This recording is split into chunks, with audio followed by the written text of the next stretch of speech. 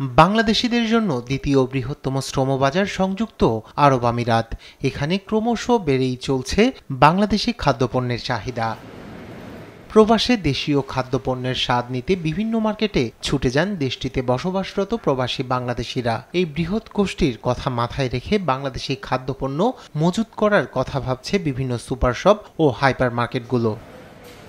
দেশীয় পণ্যের গুণগত মান নিশ্চিত করতে পারলে তৈরি পোশাকের পাশাপাশি খাদ্যপণ্য আয়ের অন্যতম উৎস হয়ে উঠতে পারে বলে মনে করছেন প্রবাসী ব্যবসায়ীরা। আমাদের বাংলাদেশের একটা বড় সমস্যা হচ্ছে আমাদের ন্যাশনাল ব্র্যান্ডিংটা এখনো পাকাপোক্ত হয়নি। একমাত্র মার্কিন যুক্তরাষ্ট্র বা ইউরোপে মেড ইন বাংলাদেশ শার্ট এবং গার্মেন্টস আইটেমগুলো ভালো চলে, কারণ বাংলাদেশে একটা ব্র্যান্ডিং হয়ে গেছে।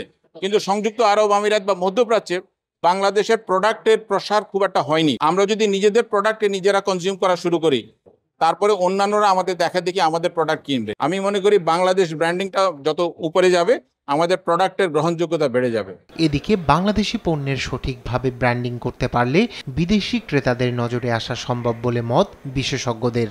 আমাদের কিছু প্রমোশনাল ক্যাম্পেইন বা একটা অ্যাডভার্টাইজমেন্ট দরকার ইন ডিজিটাল ফর্ম, এবং প্লাস আরও আমরা হয়তো সামনে সিঙ্গেল কান্ট্রি ফেয়ারের ব্যাপার চিন্তা ভাবনা করছি। আমরা ট্রেড সেন্টার একটা ডেভেলপ করা যায় কিনা দুবাইতে, সেটাও আমরা চিন্তা ভাবনা করছি, যাতে এখানকার পটেনশিয়াল বাইরা আমাদের প্রোডাক্ট ইয়ার দ্য রাউন্ড তারা দেখতে পান এবং বুঝতে পারেন।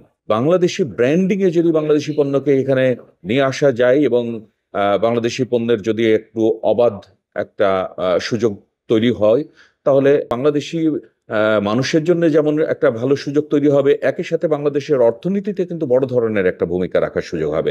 দেশি পণ্য যেমন প্রবাসীদের আত্মতৃপ্তি দেবে, তেমনি দেশের গণ্ডি পেরিয়ে পরিচিতি বাড়াবে বাংলাদেশি পণ্যের। এছাড়া আনবে অর্থনৈতিক সমৃদ্ধি, এমনটি আশা প্রবাসীদের। নিউজ ডেস্ক, দেশ টিভি।